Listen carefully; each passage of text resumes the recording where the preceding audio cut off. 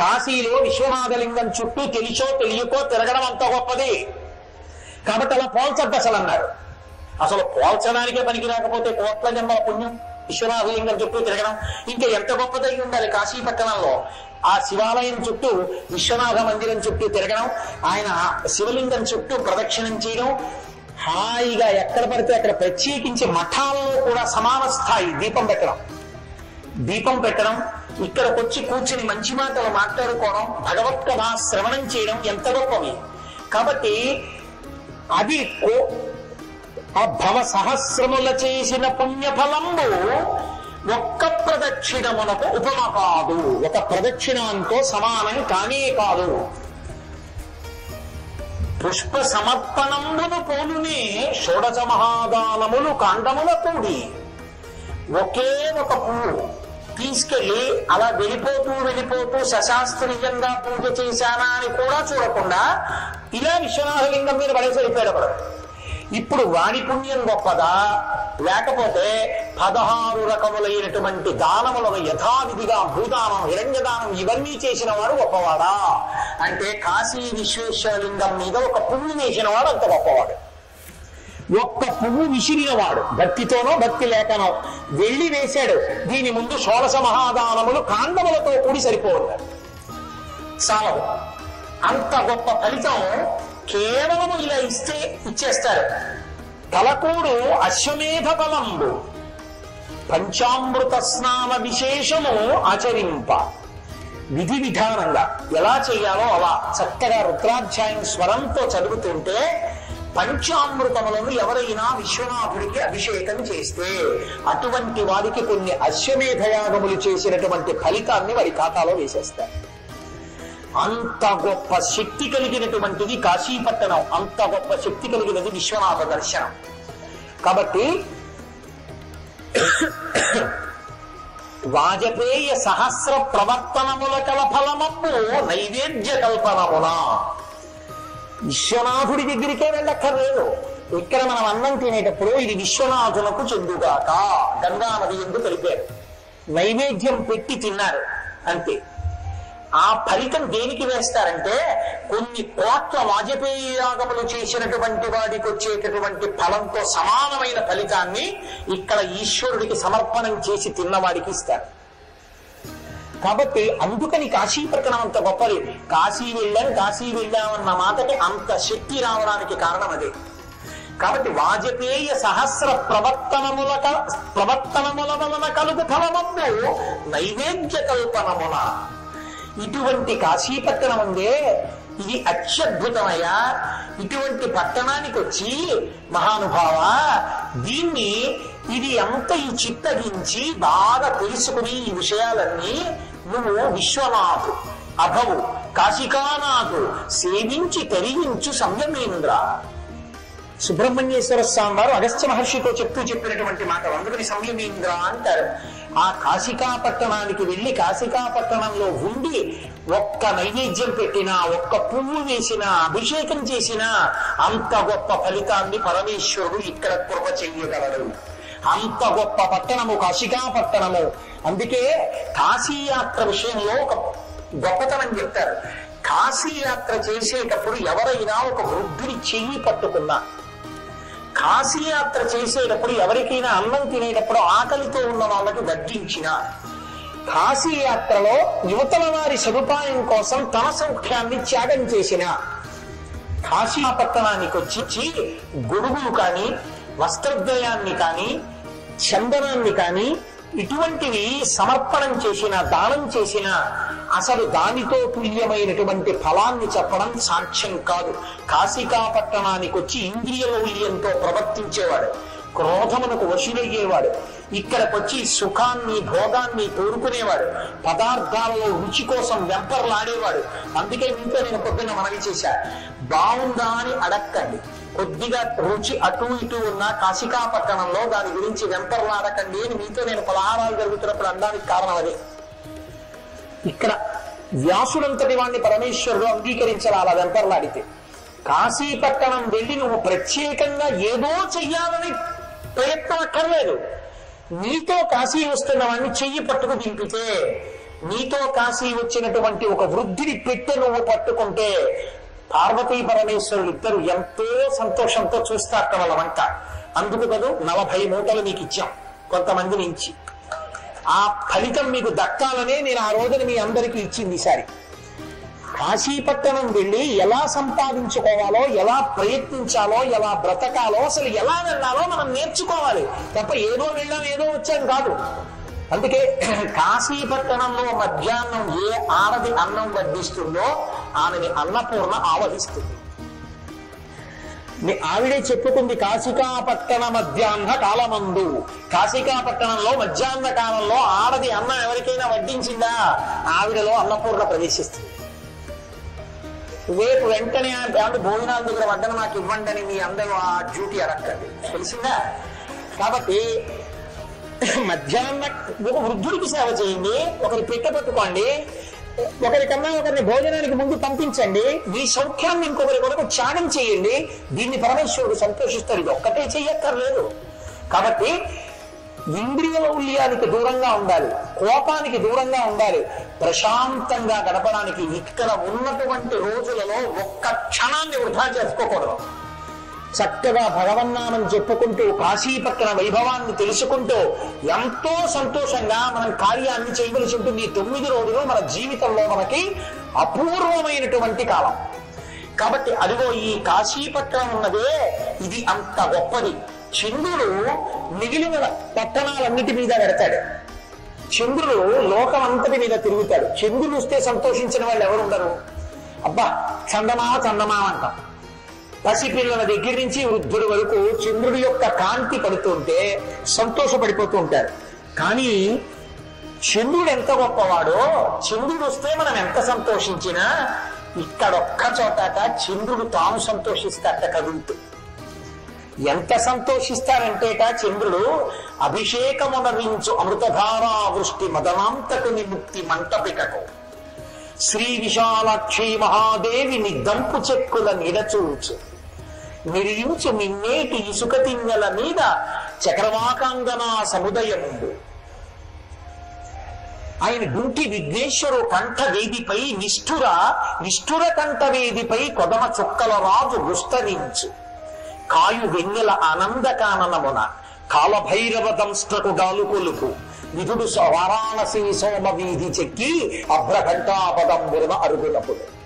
ఇక్కడ వెడుతున్నప్పుడు కాశీపట్టణం మీదట చంద్రుడు పరవశించిపోతాట. ఎందుకంటే చంద్రుడికి ఒక లక్షణం ఉంది. పరమశివుడు లింగస్వరూపంగా ఈ బ్రహ్మాండం అంతా నిండిపోతే పైన ధారాపాత్రగా ఉంటాడు. ఉండి అమృతాన్ని కురిపిస్తూ ఉంటాడు ఆ బ్రహ్మాండం మీదకి. బ్రహ్మాండం శివలింగ రూపాన్ని పొందితే అదే కదా యజుర్వేదంలో ఆ ప్రార్థనా శ్లోకంలో మన రుద్రానికి ఆపాతాళ నభస్థలంత భవన బ్రహ్మాండమా విస్ఫురత్స్ఫాటిక లింగ మౌలి విలసరత్ పూర్ణేందు అంతామృతై. ఆ చంద్రుడి నుంచి కలిగిన అమృతం శివలింగం మీద పడుతుంటుంది అని. ఆ చంద్రుడు కాశీపట్టణం నుంచి వెళుతూ అనుకుంటాక అబ్బా అబ్బా అబ్బా అబ్బా ఇవాళ వెళ్ళిపోతున్నాను కాశీలో నేను వెళ్ళిపోయేటప్పుడు ఒక్క క్షణం వృధా చేసుకోకూడదు అనుకుంటాక. అనుకుని ఆయన అభిషేకమునరించు అమృతధారా వృష్టి మదనాంతకు ముక్తి మంటపేటకు. అరే వీళ్ళందరూ చక్కగా లోపలికి వెళ్ళి విశ్వనాథుడి మీద నీళ్లు పోసారు రా, నేను పై నుండిపోయాను. లోపల విశ్వనాథలింగం మీద పోయలేదు కానీ ఓ పని చేస్తానని చెప్పి ఆయన ముక్తి మంటపం మీద తన కిరణములతో అమృతధారలు కురిపిస్తూ శివాలయానికి అభిషేకం చేస్తూ వెళ్తాడు. కాబట్టి అభిషేకమునరించు అమృతధారా వృష్టి మదనాంతకుని ముక్తి మంటపిటకు శ్రీ విశాలాక్షి మహాదేవి నిద్దంపు చెక్కుల నిడచూచు. విశాలాక్షి మహాదేవి కాశికాపట్టణపు అధిదేవత మహాతల్లి, పరమశివుని గారాబు ఇల్లాలు. అటువంటి తల్లి బుగ్గలు మెరిసిపోతుంటాయి. మనకి లలితా సహస్రనామ స్తోత్రంలో అమ్మవారి యొక్క చెక్కిళ్ళ కాంతుల గురించి మనం చెప్పుకుంటాం కదా, దర్పణములలో ఉంటాయి, అద్దాల్లో ఉంటాయి. చంద్రుడు అసలే వెన్నెలు కురిపిస్తూ ఉంటాడు. అద్దంలో ఉన్నటువంటి అమ్మవారి బుగ్గల్లోట చంద్రుడిని చూపించి అబ్బా మా ఆయన చంద్రబింబంలా ఉన్నారని ఒక ఆవిడ. ఓ చూసావా వాళ్ళ ఆయన్ని నాతో పోల్చుకుంది అని నేనంత అందంగా ఉంటానన్నమాట. ఓసారి నా ముఖం చూసుకోవాలనుకున్నట్ట. మామూలు అద్దంలో చూసుకుంటే గొప్పతనమే ఉంది. అమ్మవారి మహాభక్తుల్లో చంద్రుడు ఒకడు. మనుశ్చంద్ర కుబేరశ్చ లోపాముద్రాచ మన్మథ అగస్తీరక్తి సూర్యశ్చ ఇంద్రస్కంద శివస్తథ క్రోధభక్తారకో దేవ్యాద్వాదశామి ఉపాసకాః. మహాభక్తులు అమ్మవారికి. అందుకని ఆ అద్దంలో ఈ అద్దంలో ఎందుకో నేను అమ్మవారి దగ్గరికి వెళ్ళి కూర్చోగలను. నేను వెళ్ళి కూర్చుని ఇలా పైకి తలెత్తి అమ్మ బుగ్గల్లో చూసుకుంటాను నా ప్రతిబింబం అనుకున్నట్టు అనుకుని శ్రీ విశాలాక్షి మహాదేవి నిద్దంపు చెక్కుల నీడ చూడొచ్చు. తన నీడ విశాలాక్షి మహాదేవి యొక్క చెక్కిళ్ళనబడేటటువంటి అద్దములో చూసుకున్నట్టు అంత పొంగిపోతాట. పరమశివుడి యొక్క మంటపానికి అభిషేకం ఆయనంటే భయం, జాగ్రత్తగా ఉంటాడు. తను అనుగ్రహించాడు. నెత్తి మీద పెట్టుకున్నవాడు కాబట్టి ఆయన నెత్తి మీదే అభిషేకం చేస్తుంటాడు గుడి మీద. కాబట్టి అమ్మవారి దగ్గరికి వెళితే స్వతంత్రుడు అమ్మ. కాబట్టి నాన్నగారి దగ్గర అంటే భయం. అమ్మ దగ్గరికి వెళితే ఏమి, నాన్నగారి దగ్గరికి వెళ్ళి నాన్నగారండి 2-3 మాటలు చేతి మీద కొట్టడానికి కూడా ఏగా అంటారేమో అని. అమ్మ దగ్గరికి వెళ్తే అమ్మ నీకే చెప్పేది, ఇలా చూడు అది బుగ్గలు పట్టుకుని కూడా తిప్పేయచ్చు. అమ్మ దగ్గర స్వాతంత్ర్యం లేదు. అందుకని విశాలాక్షి మహాదేవి నిద్దంపు చెక్కుల నీడ చూచు. అమ్మవారి బుగ్గల అనబడేటటువంటి అద్దాల్లో తన నీడ చూసుకుంటాడు. చూసుకుని ఆయన బయలుదేరి వెళ్ళిపోతూ నిరించు నిన్నేటి ఇసుక తిన్నెల మీద చక్రవాకాంగన సముదయముందు. అసలే గంగ తెల్లగా ఉంటుంది, యమున నల్లగా ఉంటుంది. గంగా యమున పక్కన ఉన్నాయనుకోండి, పరమశివుడు శ్రీ మహావిష్ణువు కలిసి నించున్నట్టుంటుంది. అందుకే తిక్కన గారు విరాట పర్వం చేస్తూ కాళిందియును సురనదియును కూడినట్టు ఆ 2 గంగా యమున కలిసి వచ్చాయా అన్నట్టుగా ఉంది నాకు పరమశివుడు విష్ణువు కలిసి వస్తుంటే అన్నారు. అలా మహానుభావుడు ఆ గంగా నది తెల్లగా మెరుస్తుంటుంది ఆ నీటి ప్రకాశం. నేను విమానంలో వస్తూ గంగ కనబడుతుందేమో అని చుట్టూ ఎవరైనా చూస్తే ఏమనుకుంటారో అని కూడా చూడకుండా కిటికీ పక్కన మా ఉంటే దాని మీద పడిపోయి కిటికీలో చూశారు కింద కనబడుతుందేమో గంగ.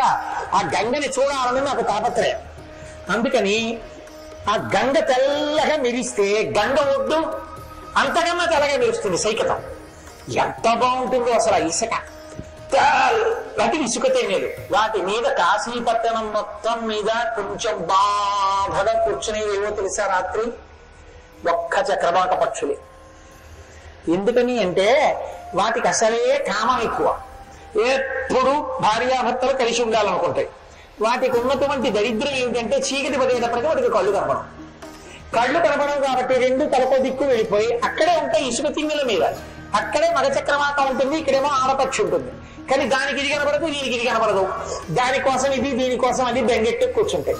వీటి బెంగ ఎప్పుడు తీరుతుందంటే సూర్యకిరణాలు పడతాయి. అందుకే తిక్కనగా మహాభారతం చేస్తూ నీరజాకరములు నిష్టయి చేసిన భవ్య తపంబు ఫలమనంగా జనసముఖాది నందిత చక్ర యుగ్మకంబుల ఎరురావంపు బ్రువనంగా హరిహర బ్రహ్మ మహానుభావంబులు ఒక్కటింగాగ గరగిన గట్టియనగా అతుల వేదత్రయలతి కాచయము పెరుగొంగం పుట్టెడు మూల కందమనగా అఖిల జగముల కంజర ఎగుచు జన సమాజకరపుట హృదయ సరోజములకు ముగుల నంబులు జుంభరంబులు నచ్చి భావబింబమ్మ పూర్వాద్రిపై విలింది అన్నారు.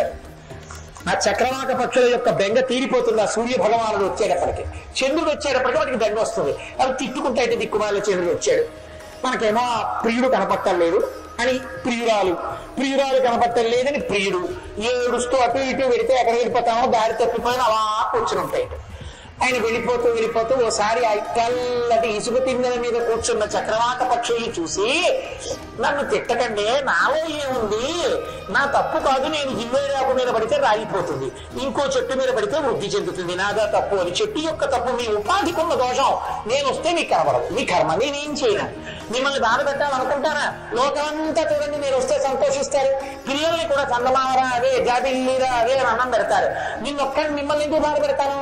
మీ ఉపాధి దోషం, మీరు బెండ పెట్టుకోకండి నా మీద, నన్నేం అనకండి అని నిరించు నిన్నేటి ఇసుక తిన్నెల మీద చక్రవాకాంగన సముదయము. నా చక్రవాకాంగనలు ప్రత్యేకించి ఎవరిని సముదాయించాలి? మగాయన్ని పర్వాలేదు, కొంచెం ధైర్యంగా ఉంటారు. ఆడవాళ్ళని బిక్కు పెడుతుంటారు, ఆయన కనపడలేదండి. అందుకని చక్రవాకాంగనలు ఆ ఆడపక్షుల దగ్గరికి వెళ్ళి తన కిరణాలతో తన చేతులతో ముట్టుకుని ఏం దండ పెట్టుకోకండి, నేను వెళ్ళిపోతున్నాను కదా, నేను ఇంకొంచెం చూడాలంటే సూర్యుడు వచ్చేస్తాడు, మీకు కనపడుతుంది, నన్ను నేను తిట్టుకోకండి, ప్లీజ్ ఏమనుకోకండి అని కాసేపు వాటికి సముదాయించి వెళ్ళిపోతాడు. కాబట్టి నిరించు నిన్నేటి ఇసుక తింగల మీద చక్రవాకాంగన సముదయించు అని దుర్గి విఘ్నేశ్వరునిష్ఠుర కంఠవేదిపై కొదమ చుక్కల రాజు గుస్తరించు. ఒక్క ఢుంటి విఘ్నేశ్వరుడు యొక్క కంఠం మీద మాత్రం చంద్రబింబం ఉంటుంది అని లోకంలో ప్రసిద్ధి. అందుకని తన చంద్రబింబం ఆయన కంఠం మీద ఉండబట్టి ఆయనకి ఢుంటి విఘ్నేశ్వరుడు అని పేరు వచ్చింది. మీకు చెప్తే ఆ ఢుంటి విఘ్నేశ్వరుడు ఏమిటో, ఆయన కథ ఏమిటో, ఆయన అల్లరి ఏమిటో, ఆయన గురించి పరమశివుడు ఎంత స్తోత్రం చేశారో విశ్వనాథుడు, ఆ విషయాలన్నీ మీరు ఏదో రోజు చెప్పే ప్రయత్నం చేస్తాను 9 రోజుల్లో. అయితే ప్రయత్నిస్తాను లేదు, తప్పకుండా చెప్పే ప్రయత్నం చేస్తాను. గణపతి కదా వదిలిపెట్టేస్తాను. కాబట్టి ఆయన తాను చంద్రుడు, ఆ చంద్రుడే ఈయన కంఠం మీద ఉన్నాడు. ఎంత సంతోషంగా ఉంటుంది. ఏదో నేనే నా ప్రతిబింబాన్ని నిలువుగడ్డంలో చూసుకుని ఇలా ఇలా అనుకున్నట్టు నేనే ఆయన కంఠం మీద ఉన్నాను అనుకుని మురిసిపోయి ఆ చంద్రుట ఒకసారి ఇలా చూసి ఈయన ఆయన్ని చూస్తే ఓ నాంశే అక్కడ ఉందని సంతోషంగా అలా చూసుకుని వెళ్ళిపోతాడు. కొదమ చుక్కల రాకు విస్తరించు డుంటి గణపతి కంఠం మీద ఉన్న చంద్రబింబాన్ని పలకరించి ముందుకెడతాడు. అలా వెళ్ళిపోతుంటే కాయు వెన్నెల ఆనందకాననమున, ఆనందకాననం అసలైది. ఈ కాశీపట్టణం ఆనందకాననంలో కాయు వెన్నెలలు కురిపిస్తట్టలాగా. మన అదృష్టం అండి, మనం కార్తీక మాస శుక్లపక్షంలో వచ్చాం. ఇప్పుడు బయటికి వెళ్ళి అనుభవించచ్చు ఆ వెన్నెలని, ఆ చంద్రుడు వెళ్ళనాన్ని అనుభవించచ్చు. కాబట్టి కాయు వెన్నెల ఆనంద కాననమున కాలభైరవు దంస్త్రకుగాను కొలుపు. కాలభైరవుడు ఈ పట్టణానికి అంతటికీ కూడా మహానుభావుడు, కాపలాదారు. ఆయన యొక్క కోర చూస్తే హడిలిపోతారు. ఆయన పేరే భైరవుడు. భై అని అరుస్తాడు కాబట్టి, భై అన్న రవం ఉన్నవాడు కాబట్టి ఆయన ఇంకో పేరు అట్లా భైరవుడు అంతే. అందుకే కాశీ వెళ్ళి ఇంటికి వెళ్ళిపోయిన తర్వాత గంగ పూజ చేసి కాలభైరవుడికి గారెలమాల అయ్యిందని చెప్పి, గారెలమాల అంటే మాంసం పెట్టాలి, మాంసానికి బదులుగా మినుము. అందుకని గారెల గంటోటి తీసుకొచ్చి ఒక కుక్కని తీసుకొచ్చి దాన్ని మెల్ల వేస్తారు. కుక్కకి భైరవుడికి సంబంధం ఏంటండి అంటే భౌ అని అరుస్తుంది. అందుకని కాలభైరవుడికి అది సంకేతం. పైగా ఇక్కడ జీవుడు శరీరాన్ని విడిచిపెట్టినప్పుడు మొట్టమొదట ఆ కుక్కే కనపడుతుంది. పాపం చేసిన వారైతే తరిమితే దిక్కు తెన్ను లేక పరిగెత్తి అగ్నిహోత్రంతో ఉన్న జ్వాలలు ఉన్న ద్వారంలోంచి యమలోకంలోకి వెళ్తాడు. ఎవరు కార్తీక శుద్ధ పౌర్ణమి నాడు జ్వాలాతోరణం కింద పరమశివుడితో కలిసి వెళ్ళారో వాళ్ళు యమసదనంలోని అగ్నిజ్వాలల కింద నుంచి వెళ్ళారు. కారణం ఏమి అంటే కాలభైరవుడు పరమేశ్వర స్వరూపం. ఆయన దంస్త్ర, ఆయన కోర స్పష్టంగా కనబడింది అనుకోండి, హడిలిపోతారు పాపులు. అందుకని పాపం ఉన్న వాళ్ళని భయపెట్టడానికి చంద్రుడు అలా వెళ్ళిపోతూ తన వెన్నెల ఆయన కోర మీద పడేటట్టు చేసి, ఆయన కోర కాంతితో కనపడేటట్టు సారి చేసి, తస్మాత్ జాగ్రత్త. మా స్వామి పరమశివుని యొక్క అనుగ్రహం ఉన్న వాళ్ళే ఇక్కడ ఉండగలరు తప్ప లేని వాళ్ళు ఇక్కడ ఉండలేరని చెప్పడానికి ఒకసారి కాలభైరవు దంస్త్రకు గాలు కొలుపు విధుడు వారాణసి సోమవీధి చెక్కి.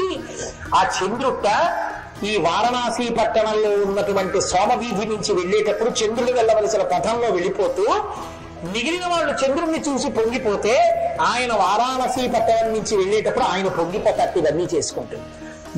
విధుడు వారాణసి సోమవీధి చెక్కి అభ్రఘంటాపదంబున అరుగునప్పుడు ఆకాశంలో వెళుతూ చంద్రుడు మురిసిపోయే పట్టణం కాశీపట్టణం.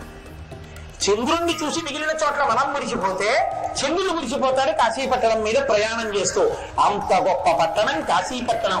కాశీపట్టణంలో విశ్వనాథలింగం ఎంత గొప్పదో అంత గొప్ప లింగం మళ్ళీ స్మరణ చేత మోక్షముని ఇవ్వగలిగినటువంటి లింగం కేదారేశ్వర లింగం.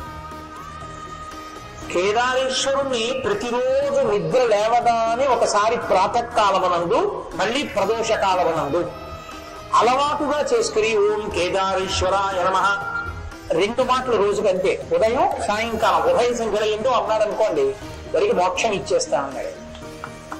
అందుకే హిమాలయాల్లో ఉన్న కేదారేశ్వరుడు కన్నా కాశీపట్టణంలో ఉన్న కేదారేశ్వరుడు చాలా ఉదారుడు. పైగా అక్కడే గౌరీ కుండ ఉంది. కేదారేశ్వరుడి యొక్క దర్శనానికి ఒక నియమం ఉంది. కేదారేశ్వరుడి దగ్గరికి వెడితే చాలు కోరికలు తీరుతాయి, అనుగ్రహాన్ని పొందేస్తారు. కానీ ఎలా వెళ్ళాలి అంటే ప్రాతకాలమునందు మర్చుడు హరత్ తాపాభిదానము హరత్ శ్రోత పూర్వమునందు మునింగి మహాజ్యోతిర్మయంబు మునిధ్యాతవ్యంబు శాశ్వతంబైన కేదారేశ్వరలింగంబు సంప్రీతించేవి భజించి బడయుం సంప్రీతి కామ్యార్థ సిద్ధార్థుల. తెల్లవారుజామున వెళ్ళాలి. వెళ్ళి కేదారేశ్వర లింగాన్ని దర్శనం చేసే ముందు గంగానదిలో స్నానం చేసి కేదారేశ్వర లింగం దగ్గరికి వెళ్ళి అభిషేకం చేసేటప్పుడు ఓంకారేశ్వర లింగం అని ఇక్కడే కాశీపట్టణంలో బ్రహ్మగారు తపస్సు చేశారు. తపస్సు చేస్తే అకార బుకార మకారములతో 3 లోకములకు 3 మూర్తులకు 3 కాలములకు మూలమైన భేదముకు తుదికి అభేదమై ఒప్పారు బ్రహ్మమనగ నీవే పాలనయన అని అకార బుకార మకారముల చేత బ్రహ్మ విష్ణు శివస్వరూపములుగా సమీకృతమై జ్యోతిర్లింగంగా ప్రకాశించాడు. ఇక్కడ ఓంకారేశ్వర లింగంగా ప్రకాశించినప్పుడు వరమిచ్చాడు. అభిషేకం చెయ్యాలి అంటే నమక చమకములు స్వరము తెలిసి ఉండాలి.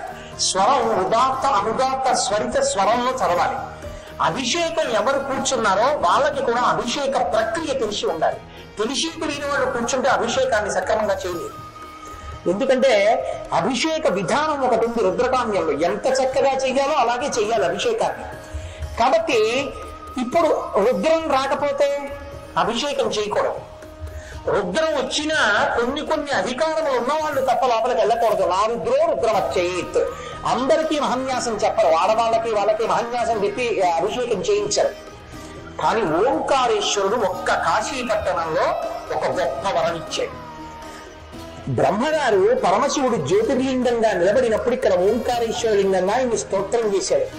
స్తోత్రం చేస్తే ఆయన అన్నాడు, ఈ కాశీపట్టణం వచ్చిన వాళ్ళు కానీ ఇతర చోట్ల కానీ, అంటే ఇతర చోట్ల అన్ని చోట్ల సంభవములు కావు, ప్రత్యేకించి కాశీపట్టణానికి వచ్చినప్పుడు నమక చమకములు స్వరంతో చెప్పడం రాకపోయినా ఎవరు వచ్చి శివలింగం ముందు నిలబడి నా స్తోత్రాన్ని బ్రహ్మగారు చేసింది చేస్తారో అటువంటి వాళ్ళు నమక చమకాలతో రుద్రాధ్యాయంతో సశాస్త్రీయమైనటువంటి అభిషేకాన్ని నాకు చేసిన ఫలితాన్ని వాళ్ళకి అనుగ్రహించేస్తాను అన్నది. అందుకే అశ్వమేధయాగాలు చేసిన ఫలితం ఎంత గొప్పదో అంత ఫలితం ఇక్కడ అభిషేకానికి. ఇక్కడ అభిషేకం చేసుకునేటప్పుడు మిగిలింది రాకపోయినా కనీసం ఇది ఒక్కటి చెప్పగలిగితే వాడు సశాస్త్రీయాభిషేకం చేసేసినట్టే. అందుకే కేదారలింగాన్ని పూజించాలంటే తెల్లవారుజామునే వెళ్లి గంగానదిలో స్నానం చేసి చక్కగా కేదారలింగం దగ్గర నిలబడి ఈ అభిషేక మంత్రాన్ని బ్రహ్మగారు చేసిన దాన్ని చదివి అప్పుడు లోపలికి వెళ్ళి చక్కగా ఆయన మీద కాస్త పదార్థం వేసి బయటికి రావడం సర్వోత్కృష్టమైన పద్ధతి. మీకు నేను ఒక్కసారి వినిపిస్తాను, వినండి. ఇటువంటి కాశీపట్టణంలో వినడం కూడా అదృష్టమే.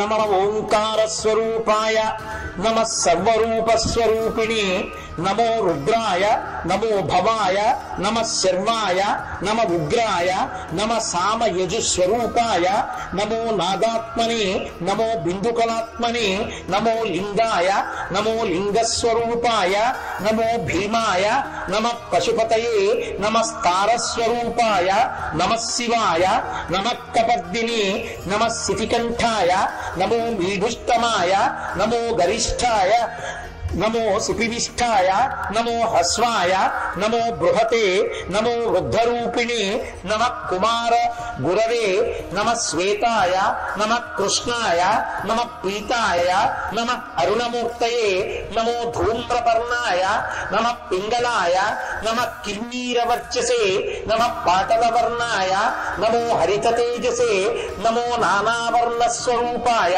నమో వర్ణపతయే నమ స్వరరూపాయ నమో వ్యంజన రూపిణి నమ ఉదాత్తానుదాత్త స్వరిత రూపాయ నమో హ్రస్వ దీర్ఘ పృత విసర్గాత్మని నమో అనుస్వార స్వరూపాయ నమ సానునాసికాయ నమో నిరనునాసికాయ నమో దంత్యాయ నమో స్థాలవ్యాయ నమో ఓష్ట్యాయ నమ ఉరస్యాయ నమ ఉష్ణస్వరూపాయ నమో అంతస్థాయ నమ పినాకిని నమో నిషాదాయ నమో నిషాదపతయే నమస్తారాయ నమో మంద్రాయ నమో మధ్యమాయ నమో ఘోరాయ నమో ఘోరమూర్తయే నమ స్థానస్వరూపాయ నమో మూర్ఛనాస్వరూపాయ నమ స్థాయి సంచార స్వరూపాయ నమో లాస్య తాండవ జన్మనే నమ స్త్రైర్యత్రిక స్వరూపాయ నమ స్థూలాయ నమ సూక్ష్మాయ నమో అదృశ్యాయ నమో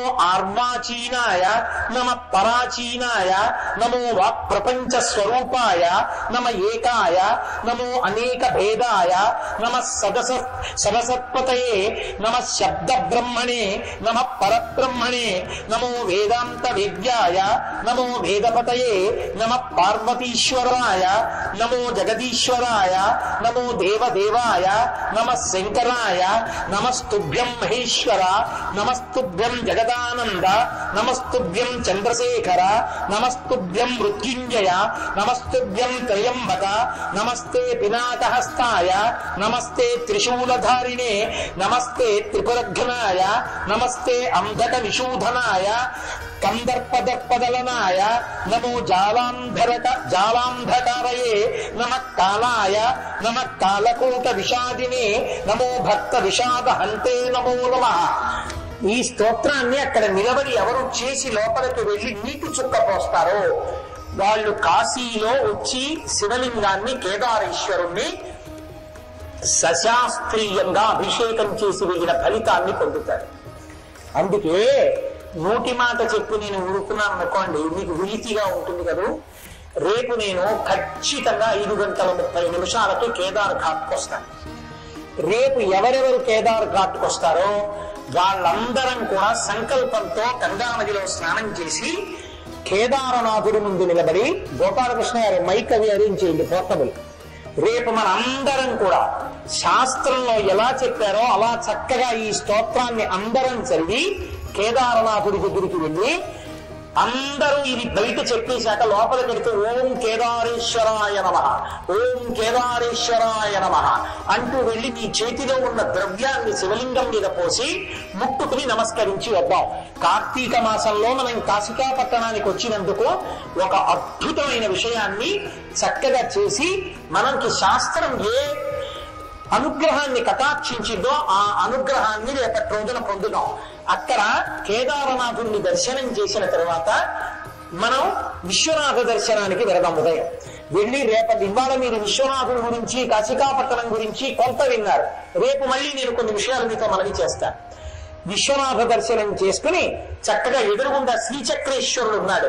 శ్రీచక్రేశ్వర దర్శనాదులు పూర్తి చేసుకుని మనం కామకోటి మఠానికి వచ్చి పలహారం స్వీకరించి అక్కడి నుంచి బయలుదేరి అదిగో క్రతువు జరుగుతున్నటువంటి ప్రాంగణానికి మనం వెళదాం. కాబట్టి రేపు ఎవరు 5:30 కేదార్ ఘాట్కి రాగలరో వాళ్ళందరం కూడా చక్కగా కలిసి మనం ఈ కార్యక్రమాన్ని నిర్వహణ చేద్దాం. అంత గొప్ప కాశీ. మీరు ఒక్కొక్క రోజు ఒక్కొక్క విశేషాన్ని మీకు నేను మనవి చేస్తుంటాను. చక్కగా విని తెలుసుకుని మీరు మళ్ళీ మళ్ళీ కాశీ వచ్చినప్పుడు అనుష్ఠించి ధన్యులు అవుదురుగాలి. మనం ఇవాళ అసుర సంధ్య వేళ దాటి ఉన్నాం, కాశికాపట్టణంలో ఉన్నాం. కాబట్టి నేను ఒక్కసారి 12 లింగ స్తోత్రాన్ని మీతో చెప్పిస్తాను. మీ అందరూ కూడా ఏకకంఠంగా చెప్పండి, మనం పూర్తి చేద్దాం. రేపు మాత్రం ఖచ్చితంగా 4 గంటలకి ప్రసంగం ప్రారంభం అవుతుంది, 6 గంటలకి పూర్తయిపోతుంది. 6 గంటలకి పూర్తయిపోగానే ఖాళీగా ఉండకూడదు. సంధ్యావందనం చేసుకునే వాళ్ళు సంధ్యావందనం చేసుకుని కార్తీక మాసంలో దీపం ఎక్కడెక్కడ పెట్టాలి అన్నది నియమం చెప్పారు. దేవాలయంతో సమాన స్థాయిలో ఉండేవి ఏవి అంటే నదీ తీరం కానీ మఠం కానీ. మన అదృష్టం ఏంటంటే మనం పలహారం చేస్తున్నది, చాలా మంది పడుకుంటున్నది కంచి కామకోటి మఠం. ఒకనొకనాడు నడిచే దేవుడైన పరమాచార్య స్వామి వారు కాలినడకన కాంచీపట్టణం నుంచి కాశికాపట్టణం ప్రవేశం చేస్తుంటే ఎంతమంది వేద పండితులు ఇక్కడున్న పూర్వతరం వాళ్ళకి తెలుస్తుంది. బనారస్ విశ్వవిద్యాలయం పండితుల దగ్గర నుంచి అసలు ఎక్కడెక్కడ పండితులు ఇక్కడికి వచ్చి పరమాచార్య స్వామి వారికి స్వాగతం పలికారు. మహానుభావుడు ఆ కంచికామకోటి మఠంలో ఉన్నారు. అటువంటి మఠంలో మీరు నిద్ర చేస్తున్నారు, అక్కడ మఠంలో పలహారం చేస్తున్నాం. సార్వభౌమ పీఠమైనటువంటి శృంగగిరి మహానుభావులు ఎటువంటి వాళ్ళు అధిష్ఠించారు. శంకర భగవత్పాదుల యొక్క జన్మస్థలాన్ని కనిపెట్టిన మహాపురుషులు సచ్చిదానంద శివాభినవ నృసింహ భారతీ స్వామివారు. ఎన్నో సిద్ధులకు ఆలవాలం నృసింహ భారతీ స్వామివారు. అసలు ప్రాతస్మరణీయులు మహానుభావులు చంద్రశేఖర భారతీ స్వామివారు. సమస్త శాస్త్రముల యొక్క సమాహార స్వరూపం, భూమి మీద నడిచి వెడుతున్న అపర శారద, ఇప్పుడు శృంగగిరి పీఠానికి ఆధిపత్యం వహిస్తున్న శ్రీ శ్రీ శ్రీ భారతీ తీర్థ మహాస్వామి వారు. అటువంటి శృంగగిరి పీఠంలో మనం అన్నం తింటున్నాం, అటువంటి శృంగగిరి పీఠంలో పడుకుంటున్నాం. ఇటువంటి మఠాలలో ఉంటే మనం కార్తీక మాసంలో ఏమి సాధించుకున్నట్టు. అందుకే రేపు 6 గంటలకి పూజ అయిపోగానే అందరికీ ప్రమిదలు, ఒత్తులు అన్ని ఏర్పాట్లు చేస్తారు. చక్కగా రేపు భగవన్మూర్తులను పెడతాం. మఠంలో దీపం వెలిగిస్తే కాశీలో విశ్వనాథ దేవాలయంలో వెలిగించినట్టు.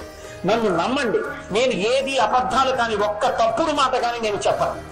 రేపు మనందరం కూడా చక్కగా ద్వాదశ జ్యోతిర్లింగ స్తోత్రం చేస్తూ, భజన చేస్తూ, దీపాలు వెలిగించి 1 గంటన్నర సేపు అందరం కూర్చుని భజన చేసుకొని ఫలహారం చేసి మళ్ళీ వీధులకు వెళదాం. ఎల్లుండికి మళ్ళీ ఒక ప్రత్యేక కార్యక్రమాన్ని మనం అభ్యున్నతి పొందడానికి శాస్త్రం మనకు అనుగ్రహించిన వాటిని మీకు మనవి చేస్తాను. కాబట్టి ఇవాళ నా ప్రసంగాన్ని ఇక్కడితో పూర్తి చేస్తాను.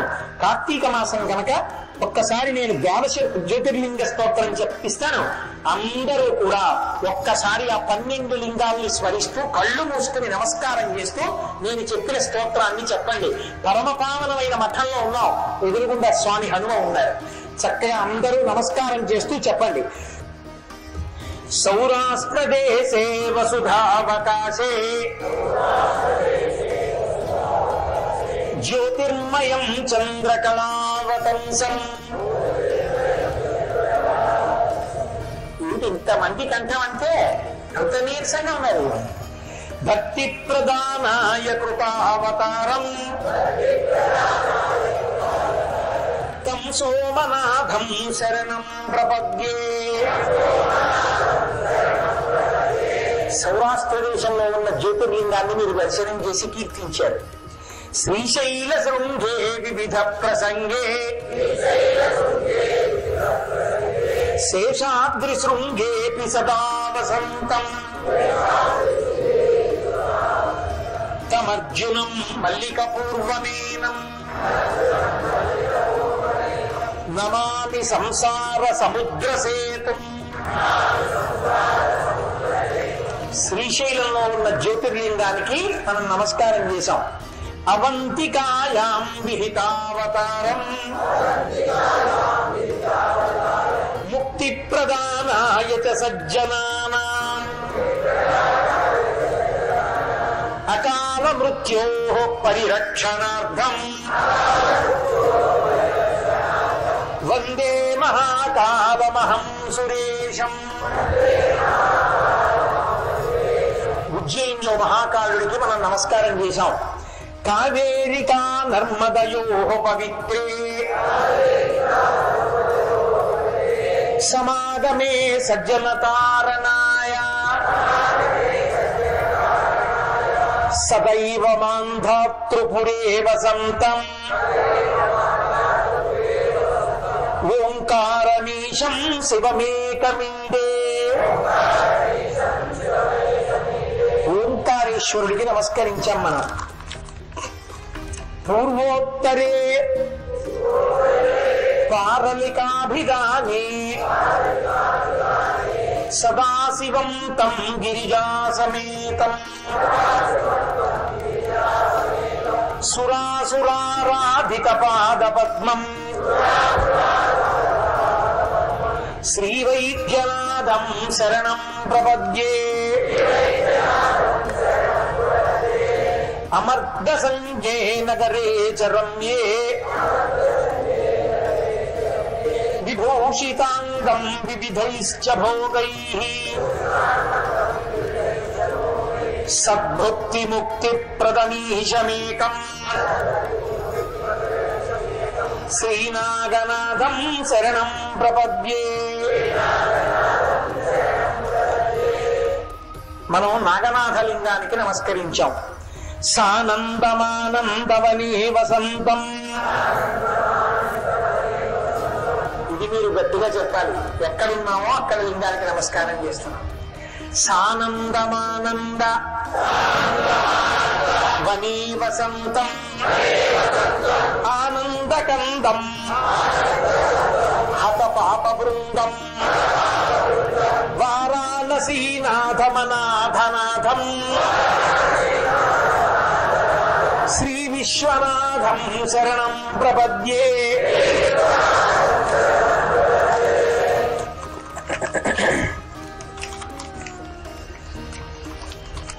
యోగాకినీ శాకినికా సమాజే నిషేవ్యమాన పిశితాశనైశ్చ సదైవ భీమాదిపద ప్రసిద్ధం తం శంకరం భక్తహితం నమామి. భీమేశ్వరలింగానికి నమస్కరించాం. శ్రీతామ్రపర్ణి జలరాశి యోగే నిబధ్యసేతుం నిశిబిల్వపత్రైః శ్రీరామచంద్రేణ సమర్పితం తం రామేశ్వరాఖ్యం సతతం నమామి. రామేశ్వరలింగానికి నమస్కారం చేశాం. సింహాద్రి పార్శ్వేపి తటే రమంతం గోదావరీ తీర పవిత్ర దేశే యద్దర్శనాత్ పాతక జాతనాశః ప్రజాయతే త్రయంబకమీశమీడే. త్రయంబకలింగానికి నమస్కరించాం. హిమాద్రి పార్శ్వేపి తటే రమంతం సంపూజ్యమానం సతతం మునీంద్రైః సురాసురైర్యక్ష మహోరగాద్యైః కేదార సంజ్ఞం శివమీశమీడే వేలాపురీ రమ్య శివాలయేస్మిన్ సముల్లసంతం త్రిజగద్వరేణ్యం వందే మహోదార తరస్వభావం సదాశివం తం ధిషణీశ్వరాఖ్యం ఏతాని లింగాని సదైవమర్త్యాః. ఇది శంకర భగవత్పాదులు ఈ జాతికి అందించినటువంటి అమృత భాండం. మహానుభావుడు ఉద్ధరించడానికి ఎన్ని రచనలు ఇచ్చానో మహాపురుషుడు. ఆయన అరికాళ్ళు నాలుకతో నాకిన నిజంగా మనం ఆయనకి కృతజ్ఞత చెప్పలేం. ప్రాతఃపటంతో మలమానసాశ్చ తే పుత్ర పౌత్రైశ్చ ధనైరుదారైః సత్కీర్తిభాజః సుఖినో భవంతి. బాగా జ్ఞాపకం పెట్టుకోండి. స్నానం సంకల్పంతో చేయాలి. స్నానం చేసేటప్పుడు నిక్కర్లు వేసుకోవడం, కుట్టిన బట్టలు వేసుకోవడం దోషం. వేదం పటల పన్నం అంగీకరించదు. గంగాది పవిత్ర నదులలో అలాంటి స్నానం చేయకూడదు. అంచు కలిగినటువంటి బట్ట, తెల్లటి బట్టని లింగిలాగైనా కట్టుకోండి, పర్వాలేదు. మగవాళ్ళు ఆడవాళ్ళకి వస్త్రధారణలో నియమేమీ ఉండదమ్మా. వాళ్ళ వస్త్రధారణ గురించి నేను అసలు మాట్లాడను. కాబట్టి వాళ్ళు కట్టుకుని వాళ్ళ వస్త్రధారణలో వాళ్ళు వస్తారు. మగవాళ్ళ గురించే నేను చెప్తాను. తెల్ల పంచ కట్టుకోండి, అంచు ఉన్న పంచ కట్టుకోండి, లుంగీలా కట్టుకోండి. స్నానం చేసిన తర్వాత పొడి వస్త్రం కట్టుకుని దేవాలయంలోకి వెళ్ళాలి. ఒక్క మణికర్ణికా తీర్థానికి మినహాయి బయటికి వచ్చి స్తోత్రం చేయడం. దాని గురించి నేను వేరే మీతో మాట్లాడతాను. కాబట్టి బయటికి వచ్చి ఒళ్ళు తుడుచుకుని పొడి బట్ట కట్టుకుని ఒక ప్లాస్టిక్ కవరో చేతికి సంచో తెచ్చుకోండి. తడి బట్ట అందులో పెట్టుకోండి.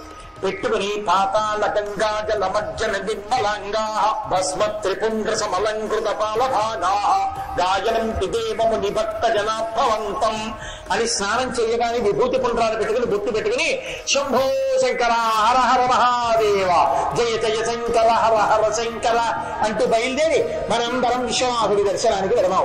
దుఃఖి గణపతికి రేపు మొట్టమొదట నమస్కారం చేసుకుని వందన నీషు పుత్ర శుభ వందన నిండు సమాన గాత్రనా వందన వేకదంత శుభ వందనమో శుభ వరాహ పూజిత అంటూ మహానుభావుడికి నమస్కారం చేసి వందనములు గ్రహింపుమా అని ఆయనకి నమస్కారం చేసి అక్కడి నుంచి బయలుదేరి విశ్వనాథ దర్శనానికి వెళదాం. కాబట్టి మీ అందరూ కూడా తడి బట్టలు వేసుకోవడానికి ఓ సంచి, పొడి బట్ట కట్టుకోవడానికి సంచిలో ముందు తెచ్చుకోండి. అప్పుడు ఆ పొడి బట్టలు కట్టుకుని ఎవ్వరూ చొక్కాలు వేసుకోవద్దు, బనీన్లు వేసుకోవద్దు. మన జన్మాంతరంలో సంకలో సెగ్గడ్డ వేస్తే చెయ్యి చొక్కా బనీని ఇప్పుడు తిరుగుతున్నామా లేదా? ఇక్కడ ఏదైనా విరిగితే కట్టేస్తే చొక్కాలు ఇప్పుడు తిరుగుతున్నామా లేదా? విశ్వనాథ దర్శనానికి వెళ్ళేటప్పుడు మర్యాద పాటించాలి కేదారలింగం దగ్గరికి వెళ్ళేటప్పుడు. కాబట్టి చొక్కా పనీను ఎవ్వరూ వేసుకోవద్దు. ఉత్తరీయం ఒక్కటే కప్పుకోండి. మీకు చెప్పడం కాదు, నేను కూడా ఏం వేసుకోను అలాగా. ఉత్తరీయం కప్పుకుని వెళదాం, చక్కగా విశ్వనాథుడి దర్శనం చేసుకుందాం. ఇప్పుడే కదా విన్నారు, మహానుభావుడి దర్శనం అంటే ఎంత గొప్ప దర్శనమో. అదే మాటల దర్శనం కాదు, సుహృదీక్షణమున సంభవించు. ఇలా చూస్తే చాలా అంత పుణ్యాన్ని ఇస్తాడు. రేపు విశ్వనాథుడిని దర్శనం చేసుకుని వద్దాం. కాబట్టి అందరూ 5:30 కల్లా అక్కడ ఎవరున్నారో వాళ్ళకే ఇది. ఆ తర్వాత నేను ఎవరి కోసం ఎదురు చూస్తానని మాత్రం మీరు చూడవద్దు. నేను ఖచ్చితంగా ప్రాతకాలమునందు మర్చుడు హరత్వాపాభిధాన హృద ప్రోతస్ పరివాహమునందు మునింగి అని కదా తెల్లవారుజామున స్నానం చేసి వెళ్ళాలి కేదారేశ్వరుడి దగ్గరికి. అందుకని మీకోసం నిర్మించాం. కాబట్టి మీరే ఆ వేళకి అక్కడికి రావాలి. మీరు ఎలా రావాలో ఏవో మీరు నిర్ణయించుకోవాలి. కాబట్టి అలా వస్తే చక్కగా మనందరం కలిసి ఈ నమక చమకాలకి ప్రత్యామ్నాయ స్తోత్రం చేసి కేదారేశ్వరుడిని సేవించి ఈశ్వరాల దర్శనం చేసుకుందాం. ఇవాళ నేను ఇక్కడితో ఆపేస్తున్నాను. కానీ ఇప్పుడు ఉపన్యాసం మొదలెట్టే వేళ ఇతర చోట్ల ఇక్కడ పూర్తయింది కాశీపట్టణం యొక్క వైభవం. కాబట్టి ఇప్పుడు ఇక్కడి నుంచి పాపం దూరం వెళ్ళవలసిన వాళ్ళు ఉన్నారు, మాతాజీ హనుమాయిలందరూ. కాబట్టి వాళ్ళందరూ బయలుదేరాలి. కాబట్టి మళ్ళీ ప్రయాణ సౌకర్యం దొరకదు. మనం కూడా పలహారం చేసి కంచి వెళ్ళవాలి, కంచి కామకోటి మఠానికి వెళ్ళవలసిన వాళ్ళు ఉన్నారు. కాబట్టి ఇప్పుడు ఈ మంగళం చెప్పేసిన తర్వాత బయలుదేరి మనందరం చక్కగా అక్కడికి వెళదాం.